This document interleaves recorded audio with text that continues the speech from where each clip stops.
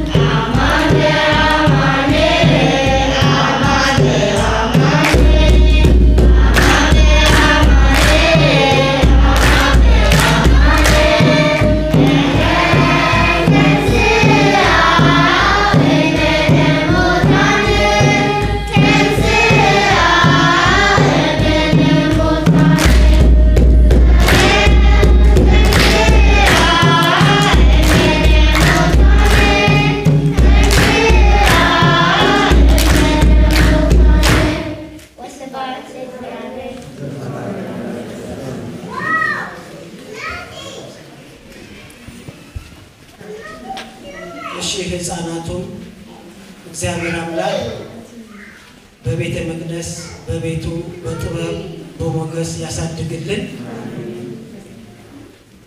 እሺ አሁን የሚኖረን መርሃ ግብር መዝሙር በቤተ ክርስቲያን አገልጋዮች በአባቶቻችን በካህናትና በዲያቆናት እንደዚሁም በመዘምራን አብረው መዝሙሩን ምስጋናውን ያቀርቡልናል።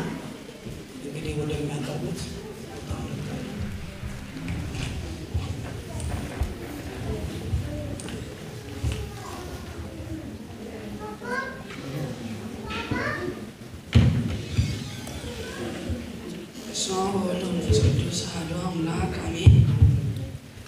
በዛሬው ዕለተ ሰንበት የምናከብረው ዳግም ትንሣኤ ይባላል።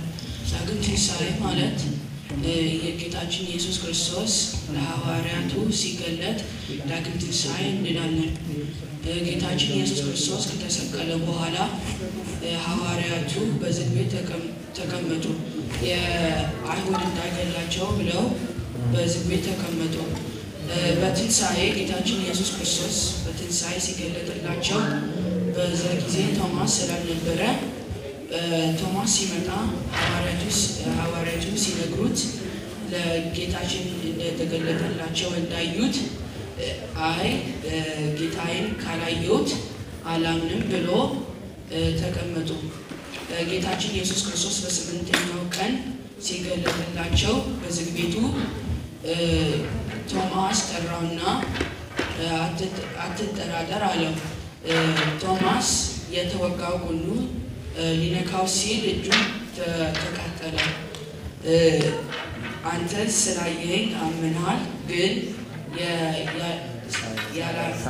ሳያዩኝ ብፁዓን ናቸው። ይኸው የዳግም ትንሣኤ ምስጢር ስለሆነ ሊቃውንት አባቶቻችን በዛሬው ሌሊት ሲዘምሩ እያደሩ ስለ ዳግም ትንሣኤ ሲዘምሩ እኛም እንደነሱ እንዘምራለን።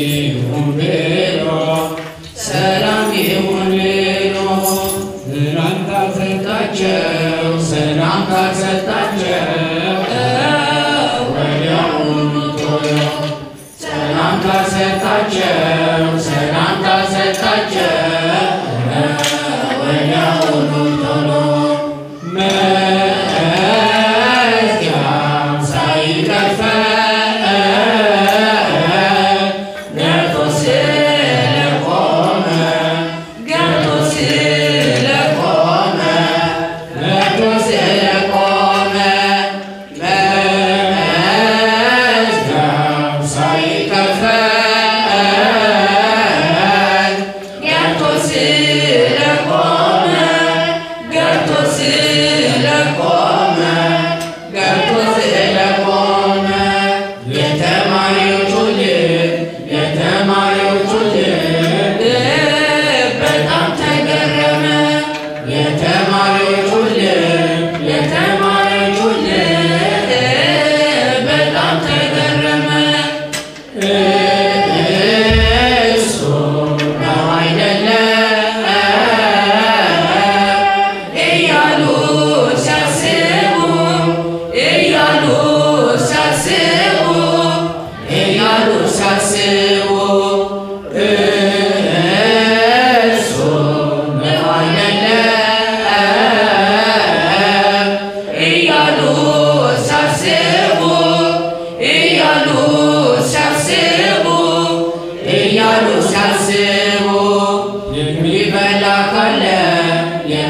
የሚበላ ካለ አላቸው አቅርቡ። የሚበላ ካለ የሚበላ ካለ አላቸው አቅርቡ። ተቀብሎ በላ አሳብ ያቀርቡለት አሳብ ያቀርቡለት አሳብ ያቀርቡለት እሱ እንደሆነ በዚህ እንዲያውቁለት እሱ እንደሆነ በዚህ እንዲያውቁለት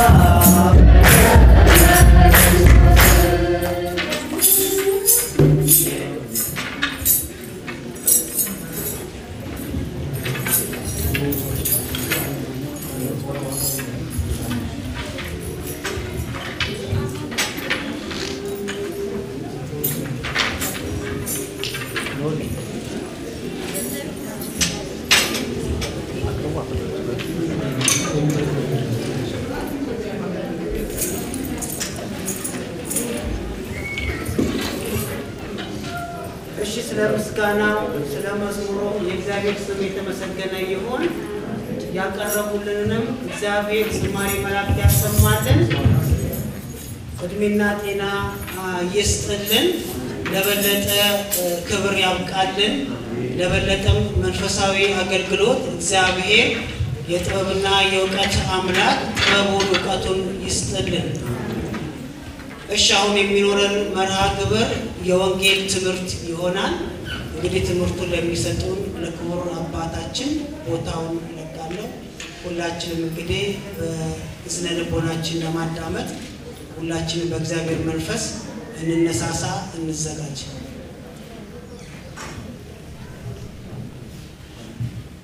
በዛሬ ዕለት አንተ መንፈስ ቅዱስን ካገኙት ፍቅርተ ማርያም የወላጅ አባት ምስራች ሁሴን መረጃው ነበር ይካለ ወላጅ አባት ምስራች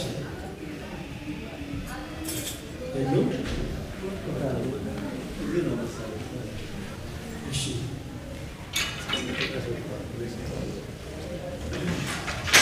ዛሬ በሰንበት ላይ ደብረ ዘይት እንደሚባለው ሰሞኑን ጠቅላላ ከዛሬ ሳምንት ጀምሮ የትንሣኤ በዓልን እያከበርን ዛሬ ዳግም ትንሣኤ የሚባለው ዕለት አለ ነው። ልክ የዛሬ ሳምንት ባከበርንበት ዕለት ሰኞ ማርቆስ፣ ማክሰኞ ቶማስ፣ ረቡዕ አልዓዛር፣ ሐሙስ አዳም ሐሙስ፣ ዓርብ ቤተክርስቲያን፣ ቀዳሜ ትናንትና ቅዱሳት አንስት ሴቶች ወደ መቃብሩ የገሰገሱ ሰዎች መታሰቢያ ሆኖ አክብረናል። ዛሬ ዳግም ትንሣኤ ብለናል።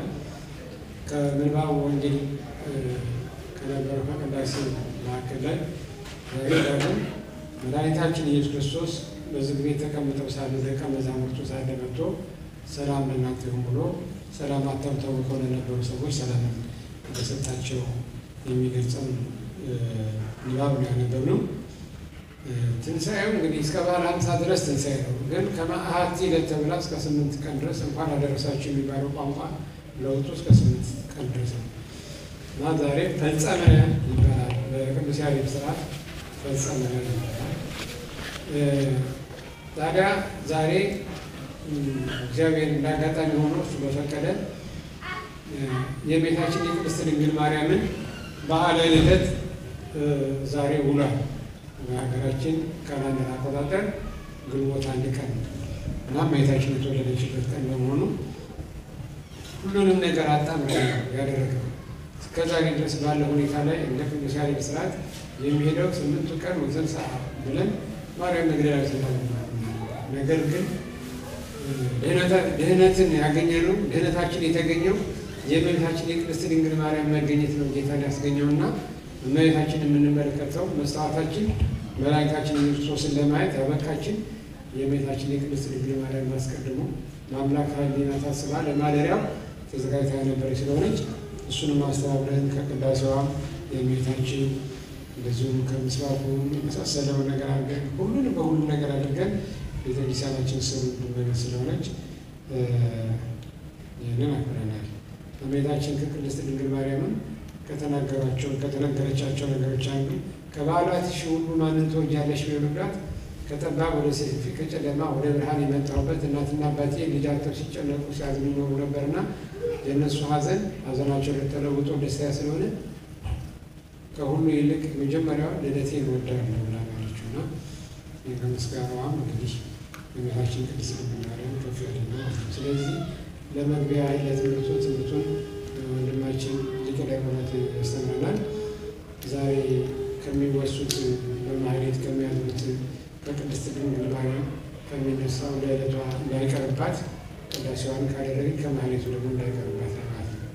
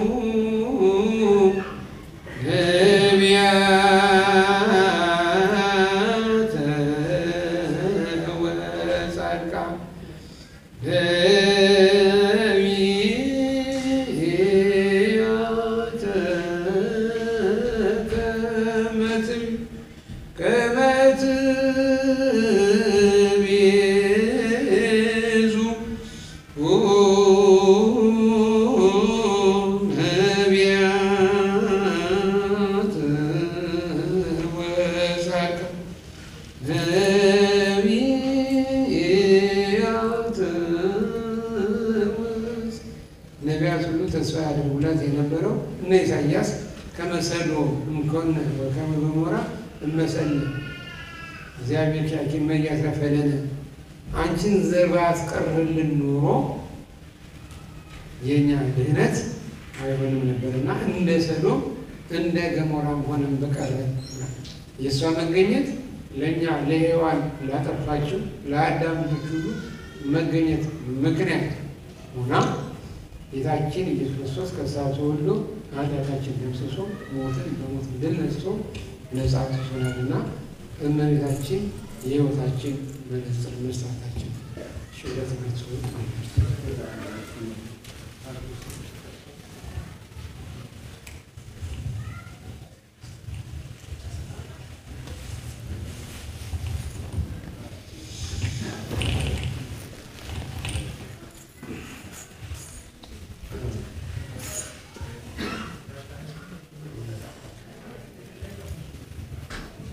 በስመ አብ ወወልድ ወመንፈስ ቅዱስ አሐዱ አምላክ አሜን። ክቡር አባታችን አይት እግዚአብሔር ካህናት፣ ዲያቆናት፣ እግዚአብሔር የምትወዱ እግዚአብሔር የሚወዳችሁ የተወደዳችሁና የተከበራችሁ የልዑል እግዚአብሔር ቤተሰቦች፣ የንጽሕተ ንጹሐን የቅድስተ ቅዱሳን የቅድስት ድንግል ማርያም ወዳጆች፣ የታላቁ ሰማዕት የቅዱስ ጊዮርጊስ ልጆች በልዑል እግዚአብሔር ስም እንደምን አደራችሁ? እንደምን አደራችሁ? እንደምን አደራችሁ? አሜን። በቸርነቱ ከቦታችን ቦታ ከሰዓታችን ሰዓት ከቀናችን ቀን መርጦ የሰበሰበን አምላካችን እግዚአብሔር ስሙ የተመሰገነ ይሁን። ክርስቶስ ተንሥአ እሙታን አሰሮ ለሰይጣን ሰላም ኮነ። እንግዲህ ሰላምታችን እግዚአብሔር ቢያደርሰን የዛሬ ዓመት ነው የምንለዋወጠው። ምክንያቱም ይሄ ቅርስ ነው። እኛ ቅርስ ብለን የምናስቀምጠው የሚታይ ነገር ነው። ይሄ ለትንሣኤ ያልደረሱ ሰዎች ይህን ነገር ሊሉት አይችሉም። ይሄ ለማለት ለትንሣኤ መድረስ ያስፈልጋል። ትንሣኤን ያላየ ይህንን ማለት አይችልም። አንድ ሁለተኛ ይሄ ትልቅ ምስጢር አለው በዘልማድ እንዳንለው። ምክንያቱም የመጀመሪያው ሰው የምስራች ነው የሚናገረው። ክርስቶስ ከሙታን ተለይቶ ተነሳ ብሎ የምስራች ነው። ጌታችን አምላካችን መድኃኒታችን ፈጣሪያችን አዳኛችን ለእኛ ሲል ራሱን ዝቅ አድርጎ ፍቅር ስቦት ከሰማይ የወረደው መድኃኔዓለም ኢየሱስ ክርስቶስ ከሙታን ተለይቶ ተነሳ ብሎ ነው የሚለው። ካዲያ መልስ የሚሰጠው ደግሞ በአብይ ኃይል ወስልጣን ይላል። አዎ በትክክል ተነስተዋል። ግን የተነሳው በራሱ ኃይልና በራሱ ስልጣን ነው። ማንም አስነሻ አላስፈለገውም አሉ። ከሙታን የተነሱ ብዙ እነ አልዓዛር ተነስተዋል። እነ ኤልሳ ሙት አስነስተዋል። ራሱ ጌታችን መድኃኒታችን ኢየሱስ ክርስቶስ አስነስተዋል።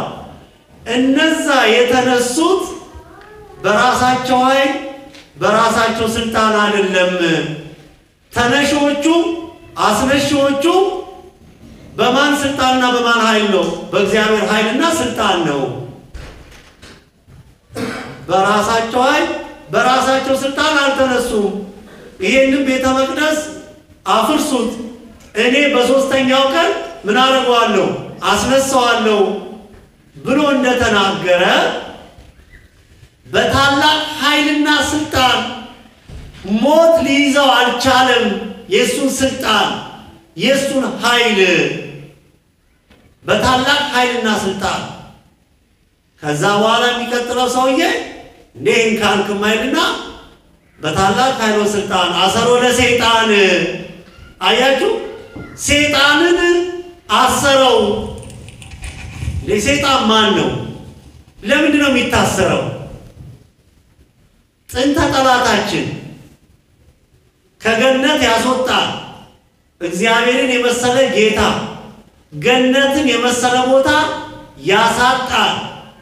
የሐሰት አባት ሐሰት ከራሱ ወልዶ የወለደውን ሐሰት ልክኛ ኮምፒውተር ላይ የሆነ ነገር እንደምንጭነው እኛ ላይ የሚጭንብን የኛ እኮ ባህሪ አይደለም ሐሰት።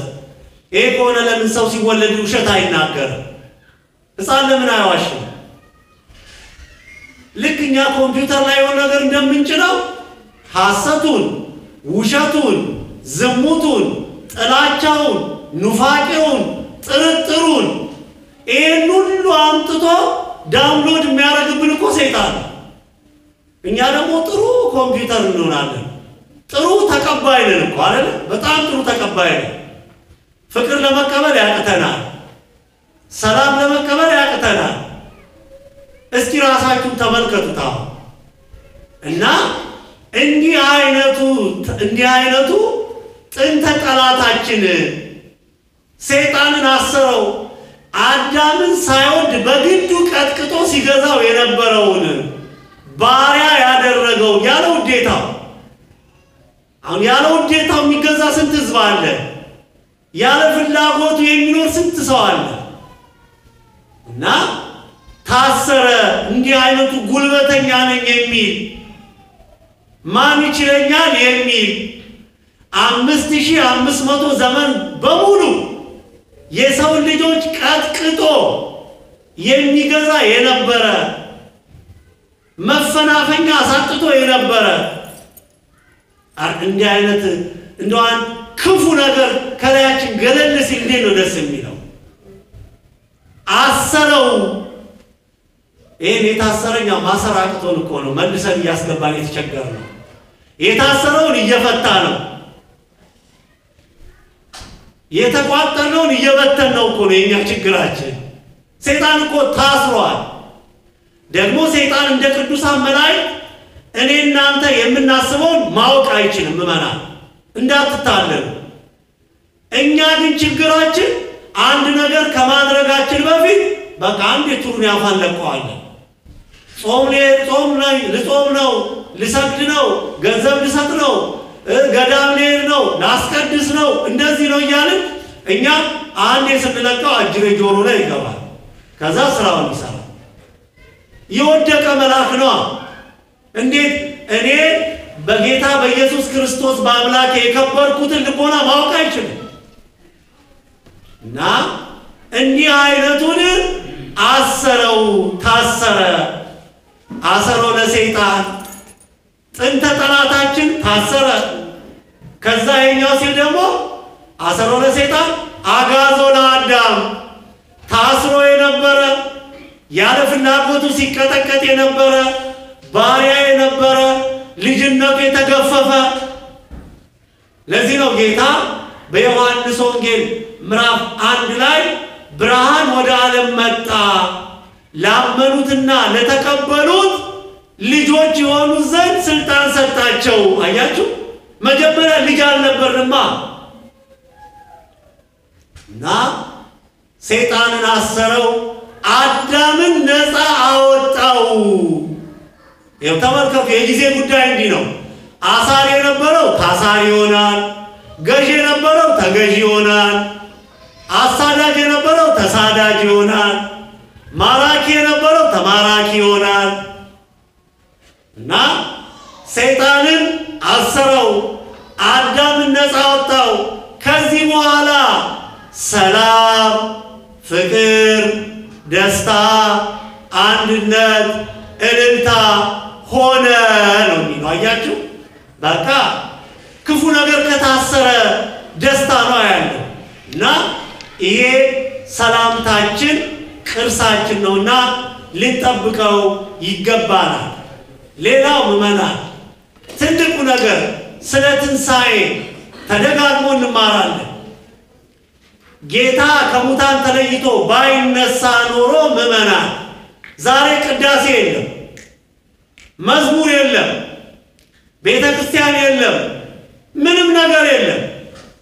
ጌታ ከሙታን ተለይቶ ባይነሳ ኖሮ ይለናል ሐዋርያው ቅዱስ ጳውሎስ፣ ስብከታችን ከንቱ ነው፣ ዝማሬያችን ከንቱ ነው፣ ሽብሸባችን ከንቱ ነው፣ ሁሉ ነገራችን ምንድነው? ከንቱ ነው። እና የጌታ ከሙታን መነሳት ነው ዛሬ እኔና እናንተ እንኳን በዚህ ቦታ እንድንሰበሰብ ያደረገ እና ጌታችን አምላካችን መድኃኒታችን ኢየሱስ ክርስቶስ በእውነት ከሙታን ተለይቶ ተነስቷል። ታዲያ ከሙታን ተለይቶ በመነሳቱ በተለያየ ጊዜ በተለያየ ቦታ ለደቀ መዛሙርቱ ለቅዱሳት አንስት ተገልጦላቸዋል። ታዲያ ዛሬ ሲነበብ እንደሰማነው ቅዱሳን ሐዋርያት በአይሁድ የሚመጣባቸውን ጥላቻ፣ ፍራቻ ይሄንን ነገር ይዘው በአንድ ቤት ውስጥ በራቸውን ቆልፈው ዘግተው ሰው እንዳይገባባቸው ያሉበት ቦታ እንዳይታወቅ ተቀምጠው ሳለ በተዘጋ ቤት ውስጥ ለቅዱሳን አባቶቻችን ለሐዋርያት ተገለጠላቸው። በፍርሃት ተይዘው ነበረ። መቼም እንደ ፍርሃት መጥፎ ነገርና እንደ ስንፍና ክፉ ነገር የለም። መና ሰው ፈሪ ከሆነ እንቅልፍም ተኝቶ አያድርም። ሌሊቱን ሙሉ ሲቃዥ ነው የሚያድረው፣ ሰላም አያገኝም። ሰው ደግሞ ሰነፍ ከሆነ ደግሞ ሰርቶ መብላት አይችልም። እና በእንዲህ አይነት ሁኔታ እንዳሉ ጌታችን አምላካችን መድኃኒታችን ኢየሱስ ክርስቶስ በተዘጋ ቤት ውስጥ ቁጭ ብለው ተገለጠላቸው። ያጡት አንድ ነገር ነበር። የአይሁድን ረብሻ ሰላም ነስቷቸው ነበር። ወሬው ይሄ አልቧልታው ምናምኑ ይሄ እኮ ነው። አሁን ዓለም እኮ እንዲህ የሚረበሸው አሁን በተደረገም ባልተደረገም በተፈጸመም ባልተፈጸመም ነገር ነው እንዲህ ውጥንቅጡ የሚወጣው። እና እንዲህ ተጨንቀው ሳለ በመካከላቸው ተገኝቶ ሰላም ለእናንተ ይሁን አላቸው። አሁን ደስ አይልም እንዲህ አይነት ሰላምታ? ታዲያ እንዲህ አይነት ሰላምታ ከልብ ሲሆን ነው ጥሩ። እንደው ዝም ብሎ የማስመሰል ሰላምታ የይሁዳ ሰላምታ ነው የሚሆነው። እና ሰላም ለእናንተ ይሁን ብሎ አላቸው። ከዚህ በኋላ ደቀ መዛሙርቱ ደስ አላቸው። ኢየሱስም ዳግመኛ ሰላም ለእናንተ ይሁን አላቸው። አብ እንደላከኝ እኔም ደግሞ እልካችኋለሁ። እኔ ከአባቴ ዘንድ ተልኬ መጥቼ ለእናንተ ሁሉን ነገር አሳይቻችኋለሁ። አሁን ግን እናንተ ደግሞ ከኔ የተማራችሁትን ከኔ ያያችሁትን ምስክር እንድትሆኑ እልካችኋለሁ ካላቸው በኋላ እፍ አለባቸው። መንፈስ ቅዱስንም ተቀበሉ። ኃጢአቱን ይቅር ያላችሁለት ሁሉ ይቀርለታል፣ የያዛችሁት ሁሉ ተይዞበት ይቀራል አላቸው። ይህን ካላቸው መካከል በዚህ መሃል ከሐዋርያት መካከል አንዱ ቶማስ አልነበረም። በኋላ ወደ ሄደበት ቦታ ተመልሶ ሲመጣ ቅዱሳን ደቀ መዛሙርቱ ጌታ እኮ በመካከላችን ተገልጦ ሰላም ለእናንተ ይሁን አለን፣ እኔ አባቴ እንደላከኝ እናንተን እልካችኋለሁ ብሎ አለን ብሎ ሲሉ ቶማስ አይ እኔ በፍጹም አላምንም የተቸነከረበትን ችንካር ሳልመለከት በፍጹም አላምንም አላቸው። የዚህን ጊዜ እንዲህ ሆነው ተቀምጠው ሳለ ልክ ዛሬ ዳግማይ ትንሣኤ ያለበት ጌታ በተዘጋ ቤት ውስጥ ደቀ መዛሙርቱ እንዳሉና ባለፈው ጊዜ ያልነበረው ቶማስ ባለበት ተገለጸላቸው። ጌታ የመጣው ቶማስ እንዲያምን ነውና ስሙን ጠርቶ ቶማስ ተጠራጣሪ አትሁን ያመንኩን አለው። ለመሆኑ ቶማስ ለምንድን ነው የተጠራጠረው? አንደኛ ከወጣበት ማህበረሰብ ካለው ችግር ነው። ቶማስ ሰዱቃዊ ነው። ሰዱቃዊና ፈሪሳዊ የሚባሉ አሉ። ምዕመናን በደንብ ማስተዋል አለብን። ባላቸው የእምነት አስተምህሮ ሰዱቃውያንና ፈሪሳውያን የሚባሉ አሉ። ፈሪሳውያን የሚባሉት ትንሣኤ ሙታን አለ፣ ቅዱሳን መላእክት አሉ ብለው የሚያምኑ ናቸው። በደንብ አስተውሉ።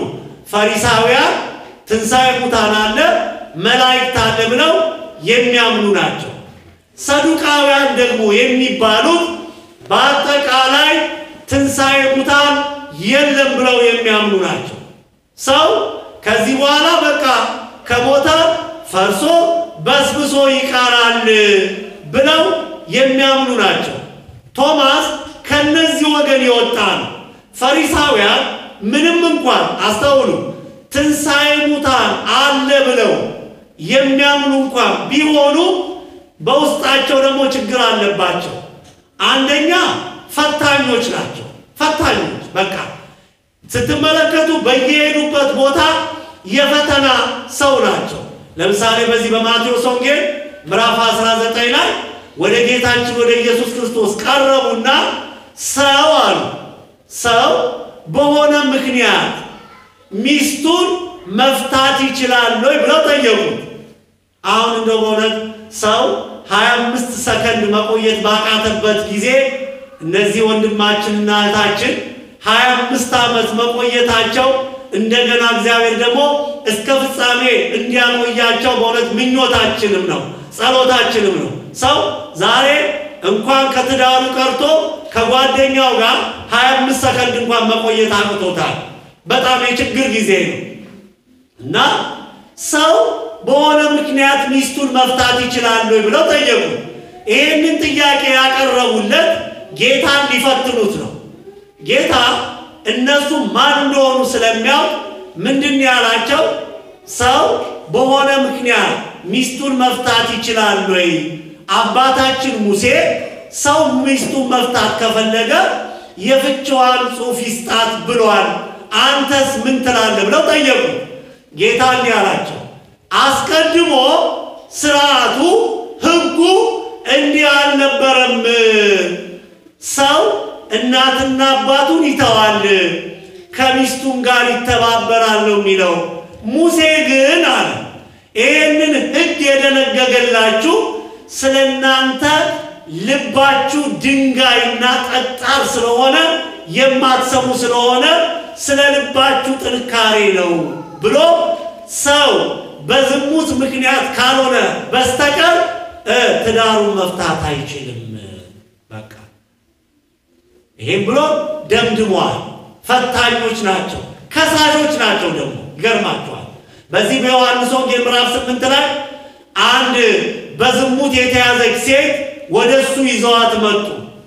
ጌታ ሆይ ይህቺ ሴት በዝሙት አግኝተናታል፣ በኦሪቱ ሕግና ደም በድንጋይ ተወግራ ትሙት ነው የሚለው፣ አንተስ ምን ትላለህ አሉ። አሁን በድንጋይ ወግራችሁ ግደሏት ቢል ኖሮ ምን አዲስ ነገር ይዞልን መጣ? ይሄንማ ድሮ የምናውቀው ነበር ሊሉ ነው። አይ አትግደሏት ተዋት ቢል ደግሞ የሙሴን ሕግ ሻረ ሊሉት ነው። ስለዚህ ቀላል ነው። ልብና ኩላሊትን እሱ መርምሮ ስለሚያውቅ ከእናንተ መካከል ኃጢአት ያልሰራ ቢኖር በድንጋይ ወግሮ ይግደላት አላቸው።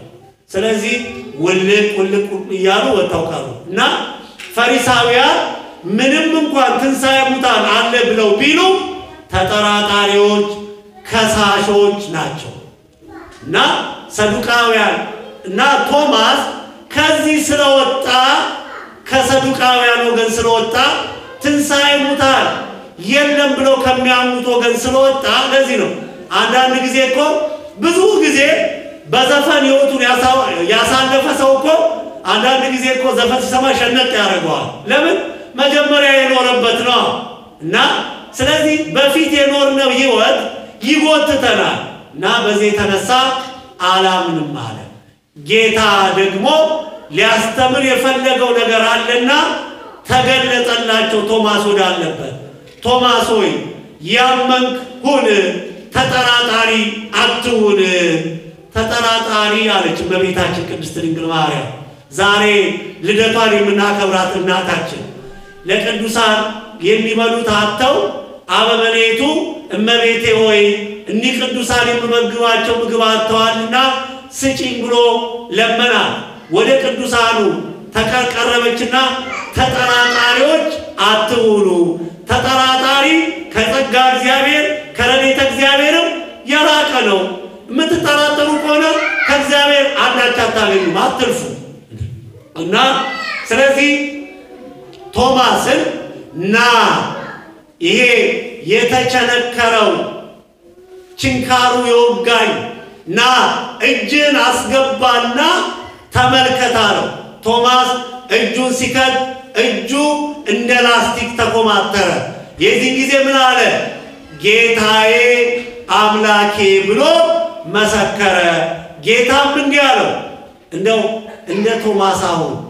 በእውነት በዚህ ዘመን እኮ እኔና እናንተ ቶማስን እኮ በጣም ልንወደው ይገባል ምን አለው ጌታ ለቶማስ አንተ አይተህ አምነሃል ተመልክተህ አምነሃል ሳያዩ የሚያምኑ ብፁዓን ናቸው ዛሬ እኔና እናንተ ጌታ በቤተልሔም ሲወለድ አይታችኋል በህልም ካልሆነ መቼም በጋድ አላያችሁትም ሲወለድ አላየንም ሲጠመቅ አላየንም 6666 ሲገረፍ አላየንም ሲሞት አላየንም ሲነሳ አላየንም ሲያርግ አላየንም እሱ ከረዳን ግን ያው ሰው ስለሆነን ዳግም ሲመጣ ግን ማየት ምን እንላለን እንችላለን ግን አሁን እዚህ ለቶማስ ምንድነው ያለው ሳያዩ የሚያምኑ ብፁዓን ናቸው አያችሁ እኛ ብፁዕ ነን ከተጠቀምንበት ይሄ ቃል ባይኖር ኖሮ እኔና እናንተ ዛሬ አንሰበሰብም ነበር ምእመናን እና ያመንኩን ተጠራጣሪ አትሁን ብሎ የተናገረበት ዕለት ነው ምእመናን በክርስትና ሕይወታችን ተጠራጣሪ እንዳንሆን ያስፈልገናል በምንጠራጠረው ነገር አንዳች አናገኝም እግዚአብሔር በፍጹም ልባችን ስናምነው ነው ለዚህ ነው በዮሐንስ ወንጌል ምዕራፍ 14 ላይ ልባችሁ አይታወክ በእኔም እመኑ በአባቴም እመኑ በአባቴ ቤት ብዙ መኖሪያ አለ ብሎ ጌታ ያስተማረ በሕይወታችሁ በእምነት በምታደርጉት ነገር አትጠራጠሩ የሚጠራጠር ሰው አንዳች አያገኝም እስኪ እመቤታችንን ተመልከቷት ቅዱስ ገብርኤል መጥቶ ሲያበስራት ምንድነው ያላችሁ ለእግዚአብሔር የሚሳለው ነገር የለም ብሎ ሲላት ምንድነው ያለችው አዎ ለእግዚአብሔር የሚሳለው ነገር ስለሌለ እንደ ቃል ይሁንልኝ ይሄንን ከማን አገኘችው እናታችን የቅድስት ሐና ቅዱስ ኢያቄምም እኮ የእምነት ሰዎች ናቸው ኢያቄምና ሐና ቅድም አባታችን እንደነገሩን ሀብት ቢባል ሀብት ያልጎደለባቸው በእውነት ሀብታቸው ከማንም ሀብት በላይ ያላቸው ግን ያ ሀብታቸው እነሱን በእውነት እግዚአብሔርን ከማምለክ እግዚአብሔርን ከመፍራት ከእግዚአብሔር ጋር ለመኖር ማነቆ አልሆነባቸው ዛሬ ብዙዎቹ ሰዎች ገንዘብ በእውነት ለሃይማኖታቸው እንደልባቸው እንዳይሆኑ ማነቆ የሆነባቸው ስንቶች አሉ ኢያቄምና ሐና ሌላ ገንዘቡን እንዲያሸንፈዋል ሌላ ደግሞ ፈተና ነበረባቸው ምን ልጅ አልነበራቸው እኛ እግዚአብሔር ሆይ ይሄን ሁሉ አትረፍርፈ ሰጥተናል የጎደለብን የለም ግን ፈቃድ ቢሆን አያችሁ ሁሌም ስትለምኑ ፈቃድ ቢሆን በሉ ፈቃድ ቢሆን በቃ ይሄ ነው ትልቁ ልመናችን ፈቃድ ቢሆን ልጅ እንድትሰጠን ዘንድ እንፈልጋለን ለኢያቄምና ለሐና ልጅ ማጣት ለትዳራቸው እንቅፋት አልሆነባቸው ለምን እግዚአብሔር ይሰጣል እግዚአብሔር ይነሳል እግዚአብሔር ሁሉም ማድረግ ይችላል ለነሱ ለትዳራቸው እንቅፋት አልሆናቸው ይልቁንም ለጸሎት እንዲተጉ ትልቅ መንገድ ከፈተላቸው ለኢያቄምና ለሐና ይሄ ነገር ለጸሎት በር ከፈተላቸው እንጂ ለመለያየት በር አልከፈተላቸው ዛሬ ብዙዎች እንዲህ አይነት ችግር ሲመጣብን ምእመናን የሚደርስብን እኮ መከራ መማረሪያ ሳይሆን እኮ መማሪያ ነው መሆን ያለበት መማሪያ ይሁን መማረሪያ አታድርጉት እና ስለዚህ ኢያቄምና ሐና እንዲሆነው እግዚአብሔርን በትጋት አስራታቸውን በመስጠት ሁሉን ነገር በማድረግ ግን የሚለምኑት ምንድነው? ልመናቸው እግዚአብሔር አምላክ ሆይ አንተ ልጅ የምትሰጠን ከሆነ አንተን የሚፈራ አንተን የሚያገለግል ላንተ ለሕግ የሚቆም ዛሬ አንዳንዶቻችን ስናምን እንደው የፈለገው ብቻ ይሁን አይባልም። መና አይባልም። አገር የሚበጠብጥ አገር የሚያምስ ነፍሰ ገዳይ ወንበዴ የምንማረርበት ወይኔ ብለን መቼ ነው የዛን ቀን የልመና ያቀረብኩበት የሚል ልጅ እንዲሰጠን አይደለም። ኋላ አስቀድሞ መጠንቀቅ ነው። ኋላ ከመማቀቅ በበሽታ ከመማቀቅ ይባላል በአገራችን። እና ስትለምኑ እግዚአብሔርን የሚፈራ ለእግዚአብሔር የሚገዛ ግን እኮ እኛ ፈራ እግዚአብሔር ሲኖረን አይደል ልጁስ ፈራ እግዚአብሔር የሚኖረው። እና እንዲህ እያሉ እየለመኑ እነሱ አንተን የሚያገለግል ልጅ እያሉ ሲለምኑት እግዚአብሔር ጥቂት ስለምኑት አብዝቶ የሚሰጥ አምላክ ስለሆነ የዓለም ሁሉ መድኃኒት የሆነ ኢየሱስ ክርስቶስን የምትወልድ ልጅ ሰጣቸው። አያስገርምም? እነሱ በወለዷት ልጅ ምን ዋጋ አለው? 10 ቢወለድ 10 ነው ጉዱ ከተባረከ ይበቃል አሉ ነው። ደግሞ 10 ቂጣ ከመላስ ይልቅ 1 ቂጣ መብላት ነው ጥምን ነው ረሃብን የሚያስታግሰው። እና እመቤታችን ቅድስት ድንግል ማርያም በዛሬው ዕለት በእውነት የጸሎት ፍሬ ናት እመቤታችን። ነገር ግን አስቀድመው ነቢያት ትንቢት ተናግረውላታል። ቅድም አባታችን እንደነገሩ ሱባኤ ተቆጥሮላታል፣ ትንቢት ተነግሮላታል። በእውነት በአምላክ ልቦና ታስባ ይትኖር የነበረች አዳም በተስፋ ይጠብቃት የነበረች እስክሷ ስትወለድ ነው በቃ ብርሃን መብራት የጀመረው። መና እመቤታችን እኮ ተመልከቱ። እንደው በእውነት እንደው የሷን ልደት አይደለም የቅዱሳን ልደት እንኳን ቅዱስ ዮሐንስ መጥምቅ ከመወለዱ በፊት ለወላጆቹ መልአኩ መጥቶ ምንድነው ያለው? በሱ መወለድ ብዙዎች ምን ይሆናሉ? ይደሰታሉ። በዮሐንስ መወለድ ደስታ ከሆነ የዮሐንስን አምላክ ለወለደች የእመቤታችን ልደቷ ደግሞ ምን ያህል የከበረ ነው መና። እና በልደቷ ዛሬ ደስታ እናደርጋለን። በእውነት እመቤታችን ተወልዳለች። ዛሬ ጌታ ከእመቤታችን ባይወለድ ኖሮ እኮ ተጠመቀ፣ ሞተ፣ ተቀበረ፣ ከሙታን ተለይቶ ተነሳ፣ ቅዱስ ሥጋውን ክቡር ደሙን ሰጠን ለማለት አንችልም መና። እና ዛሬ የእመቤታችን ልደቷ ነው። እና ዛሬ ደስ ብሎን ልክ አባታችን እንዳሉት ቅድም በደስታ ላይ ደስታ ትንሣኤውን በምናከብርበት ላይ ዳግማይ ትንሣኤውን በምናከብርበት ላይ እንደገና ደግሞ የዚህ ሁሉ መገኛ የሆነች የዚህ ሁሉ መውጫ የሆነች ለዚህ ሁሉ ምክንያት አድርጎ የፈጠራት እናታችን ቅድስት ድንግል ማርያም ናት መና። እና ቅድም አባታችን እንዳሉት ከበዓሎችሽ መካከል የትኛውን ተወጇለሽ ስትባል ልደቴ ያለችውና ዛሬ ልደቷን በደስታ በሐሴት ደስ ብሎን በእውነት እናከብራለን። እና ኢያቄምና ሐና እግዚአብሔር በፍሬ ባረካቸው።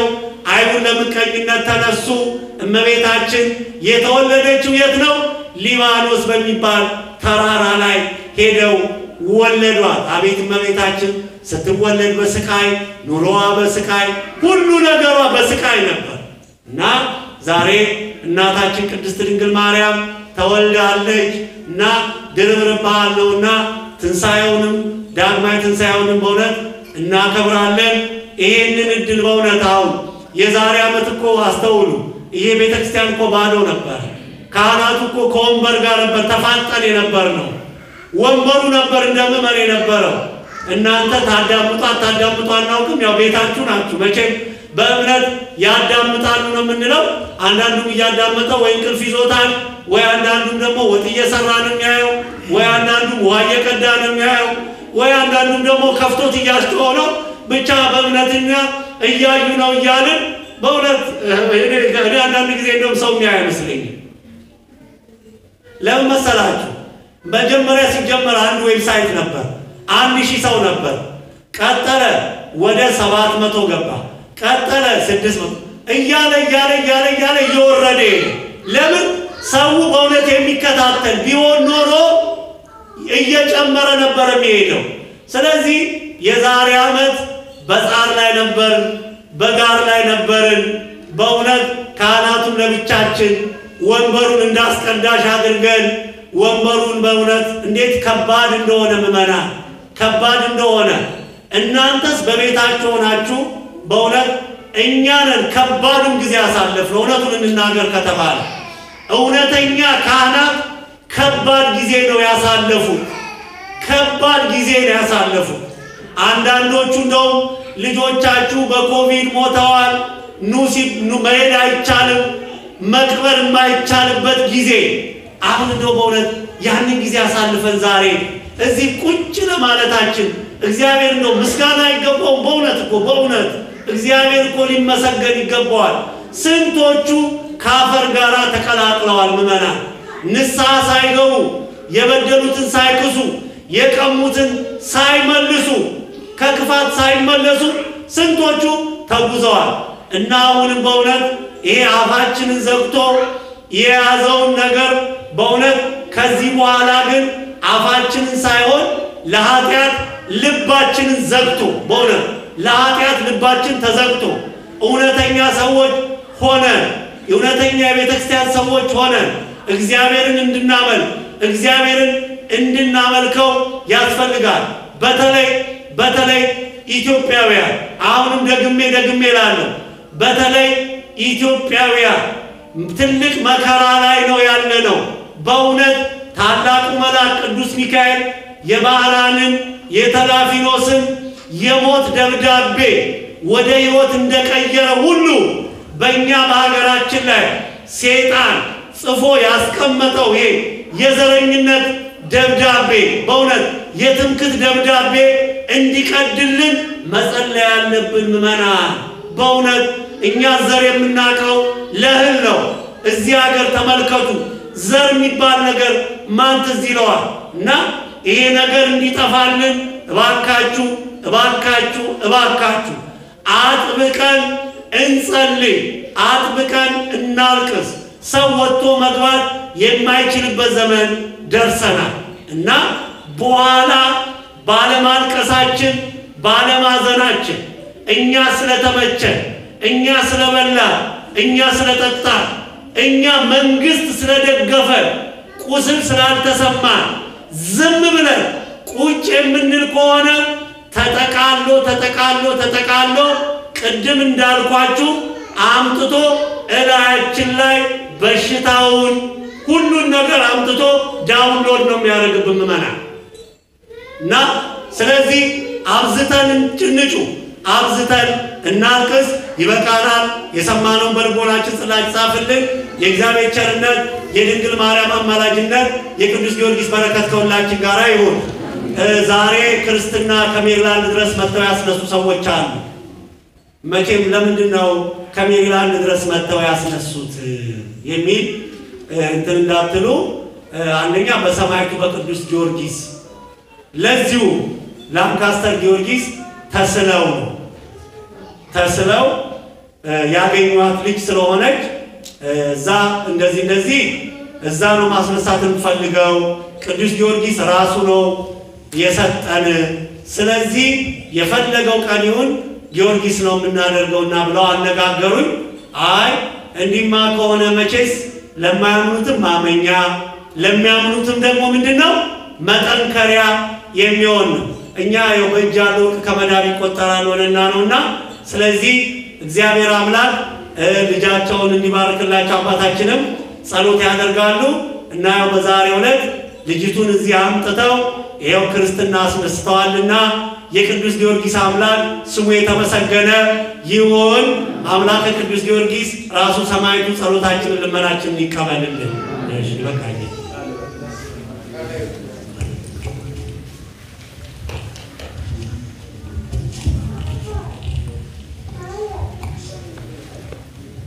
ዘመኑ በልቡናችን ያሳድርብን ሰንተን ለተቀመጣን ቅድስት ቤተክርስቲያናችን ቤተክርስቲያን ከብካብ ንጹሕ በመርሐ ቅዱስ ይላል የሶርያው ሊቅ ቅዱስ ኤፍሬም በውዳሴ ማርያም ላይ ከብካብ ንጹሕ በመርሐ ቅዱስ ይላል እና ቤተክርስቲያን የሰርግ ቤት ናት ይላል እና አዝማደ መራዊና አዝማደ መራት የሚዋሃዱባት ባል ሥጋና ባል መለኮት የሚዋሃዱባት ቅድስት ቤተክርስቲያናችን ነችና የሥጋዋ ደሙ ምስጢር መብል መጠጥ እንዳያፋቅር ሁሉ ቤተክርስቲያንም በሥጋዋ ደሙ አንድ አድርጋ ሰዎችን የምታዋህድ ነችና የተዋህዶ ምስጢር የሚከናወንባት ቅድስት ቤተክርስቲያን ነችና ዛሬ በማዕከላችን ውስጥ የሚገኙት ወንድማችንና እህታችን ወጋነስና ሰላም ግን ከእናንተ ጋራ ቅድስት ቤተክርስቲያንን የመሰረቱ ናቸው። በክርስቶስ ወንድማችሁም እህታችሁ ናቸው። እግዚአብሔር ሰዎችን የሚያገናኝበት ባልታሰበ መንገድ ነው። ሁሉም ከአንድ ቦታ ላይ ተገኝቷል። ከተለያየ ቦታች ላይ የተዘራች እህል እንዘዝሩት ይእቲ ማእከለ አድባር ወአውግር ወቈላተ ገዳም ተጋቢያ ትከውን ሀብተ ጽፎራ ይላል። በቆላም በደጋም ወይና ደጋም በደጋም የተዘራችዋ ንጹሕ ስንዴ ከዛም ተጠራቅማ መጣ አንድ መስዋዕት ትሆናለች እና እነዚህ ወንድማችን እህታችን እግዚአብሔር ባወቀው በበረሃው ማገር ሊሆን ይችላል፣ ከዛም በፊት ሊሆን ይችላል። በአንድ መንፈስ በአንድ ልብ ሆነው ወደዚህ ወደ ሚስጥር ጋብቻ ወደ ሥጋው ደሙ ሚስጥር ጋብቻ እንዲገቡ ወስነው በዛ ቦታ ላይ ሰው ተስፋ እንዳይቆርጥ ዘርን ለማስቀረት ጋብቻ ክቡር ነው የሚለው ጉዳይ ስላለ ያንን ነገር ፈጽመው በዚህ በቆዩባቸው ዘመናት ሁሉ በጋብቻቸው እድሜ በቆዩባቸው ዘመናት ቅድም ሊቀ ዲያቆናት እንደተናገረው ጋብቻ እንደ ቤተሰብ ይወሰናል፣ በቤተሰብ ይሞከራል፣ በራስም ሀሳብ ይወጠናል። ብዙ ጊዜ አስቸጋሪ ነገር ነው የጋብቻ ነገር ስናየው። አንድ ወቅት አንድ ቦታ ላይ ሳስተምር ሰውዬው አሁን በስደት ያሉ እዚህ አግኝተውኛል እና አግኝተው የተናገሩ ቋንቋ ልጆቻቸውን ክርስትና ማነው ጋብቻ ለማስፈጸም መጥተው እኔ ካለሁበት ከደብረ ጽጌ ብርሃን መጥተው ሊፈራረሙ መጡና ስናገር አንድ ነገር ሳ እዚህ አግኝተውኝ ምናምን ያንን ነገር ይረሱታል አይደል? የተናገሩት በየጊዜ የምናገረውን ነገር ሴቭ አላደረጉም አላውቅም። ጋብቻችሁ መንገድ ላይ እንዳይቀር ትናንትና ተጀምሮ በማግስቱ እንዳይፈርስ አደራ ብለን የምንለው ይሄ ነው። ዛሬ ጋብቻችን መታወቂያችን ፒያሳ፣ መፋቻችን ገፈርሳ እየሆነ ነው የተቸገረው። ጋብቻው ፒያሳ ይሆናል፣ መፋቻው ገፈርሳ ይሆናል። በሳምንቱ ተሰብሰቡ ተብሎ ይባላል። በፈረንጆቹ ዓለም ደግሞ ሰኞ ይወጠናል፣ ማክሰኞ ፕሪፓሬሽን ይደረጋል፣ ቅዳሜ እሑድ ይደረጋል። በሳምንቱ ደግሞ ጠቅላላ እየተበላ እየተጠጣ ሚስት ባሏል ጋብቻችን ከዛሬ ጀምሮ እዚህ ላይ ብናቆምና አንተም ሌላ ብታገባ አንተስ ሌላ ብታገባ ብለው ምንም የሚያጣላ ነገር ድብድብም ጭቅጭቅ ነገር ሳይኖር እዚህ ጋር እናቆመው ተብሎ መልዕክት የሚደረግበት ይህንን እንደው ጆሮ ልትሰማ ይገባል። ቤተክርስቲያን እንግዲህ አደራ ብላ ይህንን ሰጣ። እህትነ ሊያኩኒ እልፈ ባሕይላፈ ብለው ያዕቆብ ልጆቹን ሲድሩ እህታችን የብዙ ሁኚ ብለው መርቀው እንደሰደዷቸው ሁሉ ያንን ፈለግ በመከተል በቅድስት ቤተክርስቲያናችን የጀመሩትን ስርዓት የተባረኩ ልጆች ነው። እንደምናየው በልሳን አንደበትም በአንደበት በጥሩ ድምፅ ሆነው እግዚአብሔርን የሚያገለግሉ ማህፀናቸውን የእህታችንን ማህፀን ወዳቸው ወንድማችንን ማውጣት ባርኮላቸው እንደዚህ መገኘት ለ25 ዓመት ጸንቶ መገኘት ቀላል አለ። በ25 ዓመት ሰዎች ከ10 ጊዜ በላይ የሆነ ጋብቻ ያገቡ ሊኖሩ ይችላል። ሳያገቡም ደግሞ ሊኖሩ ይችላል። ስለዚህ እንደው እንዳቅማዳ ስልቻ የሚፈታ ጋብቻ አለ በየጊዜው ዛሬም ከነገ ወዲያ ማውጣት ማግባት። ይሄ ደግሞ ለእግዚአብሔር ጥሩ አይደለም እና እውነተኛው ማግኘትም ማጣትም ከእግዚአብሔር ዘንድ ነው። እየው እንዳለው ከእግዚአብሔር ዘንድ የሚያገኝ በረከት የለም። ጋብቻችን በንጽህና በቅድስና ከያዝን ቤታችን ይባረካል፣ ኑሯችን ይባረካል፣ ልጆቻችንም ይባረካሉ።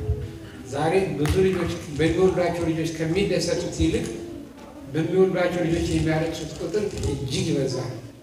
ይልቁንም በዚህ ሀገር ላይ ልጅን ለበቃል አድርጎ ለማዘዝ ይከብዳል። የልመና ነው እንዲሁንልኝ እንዲብትሆንልኝ እባክህ ተብሎ እንደ መሸንገያ እየተሰጠ ነው እንጂ እየተቀጣ ምን አለ።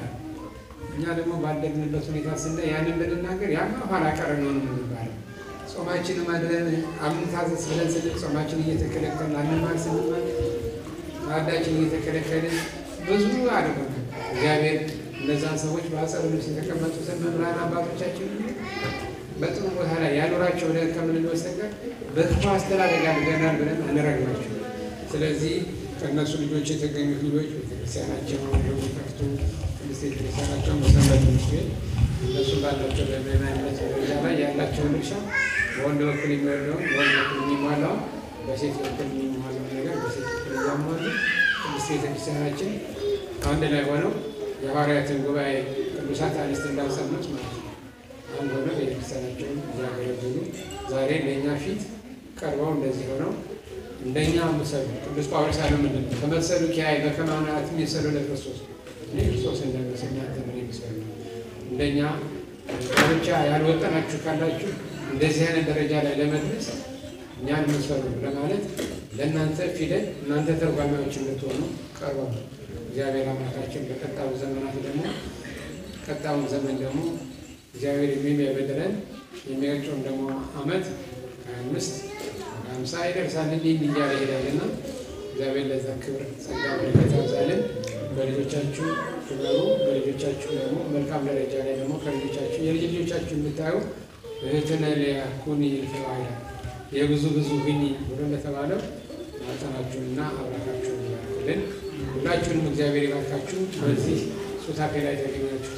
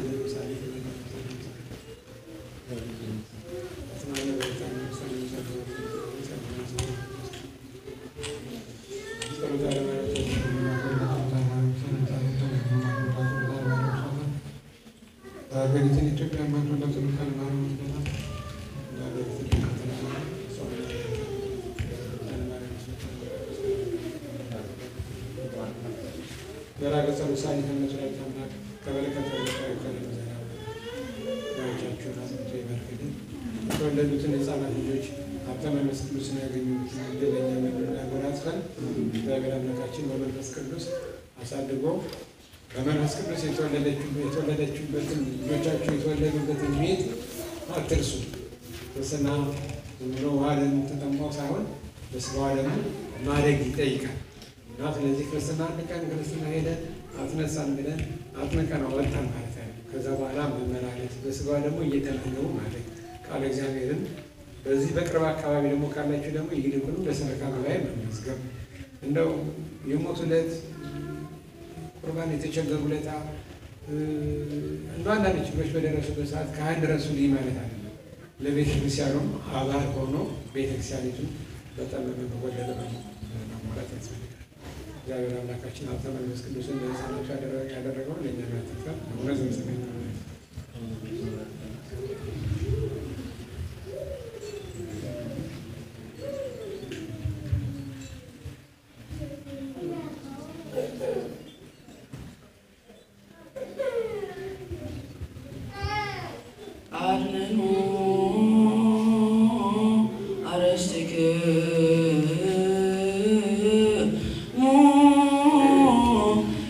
እግዚአብሔር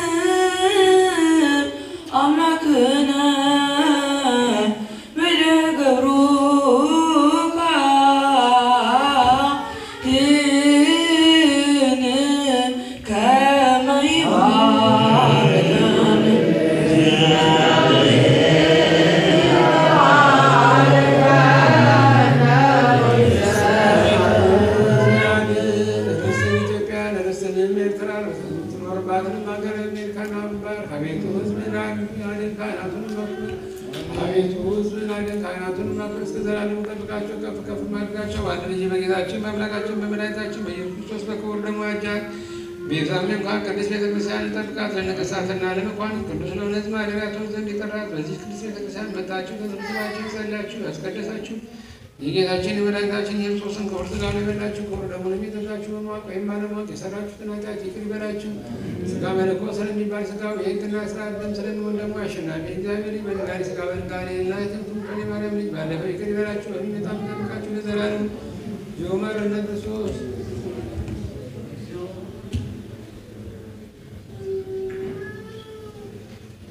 ስነ ማርያም ማረነ ክርስቶስ ሳንት ተቀበል ኃጢአትን ይቅር የምትል ጌታ ኢየሱስ ሆይ የኔንም ወገኖችንም ሁሉ ኃጢአት ይቅር በል። እግዚአብሔር ስልጣነ ክህነታቸውን ጋዜጦችን የሚያክብርልን የከለሙናት ስልጣኖችን ማገለቱ ይባርክልን፣ ለከፍተኛ ማዕረግ ያደርስልን። ትናንትና አልቦ ዘያብ እንዘ ፍቅር ብሎ ጌታ የተናገረው ከዚህ የሚበልጥ ፍቅር የለም ብሎ ወንድማችንም እህታችንም ለዚያ ነገር ስለሚደርሱበት ሰዓት ሌላ ጋር ጋብቻ ስለነበር ትናንት የወንድማችን ፍቅር እዛ ያለውን ለቅዱስ ጊዮርጊስ ባይደርስ ዛሬ ደግሞ ሌላ በማግስቱ ቅዱስ ጊዮርጊስ እንደማክበር ነውና ለወንድማችን ለእህታችን መምጣት አለብኝ ብሎ እየሮጠ መጣ። ቀሲስ እሸቱም ያው ትናንትና ከትናንት ወዲያ ጀምሮ ከሶስት ቀን እስካሁን ድረስ ከኛ ጋር ሰማዕቱን አክብረዋል። በሰንበት ላይ ደብረ ዘይት ማለት ነውና እግዚአብሔር የተሟላ ሕይወት አገልግሎት ስልጣናችሁን ይባርክልን። እግዚአብሔር ያሉ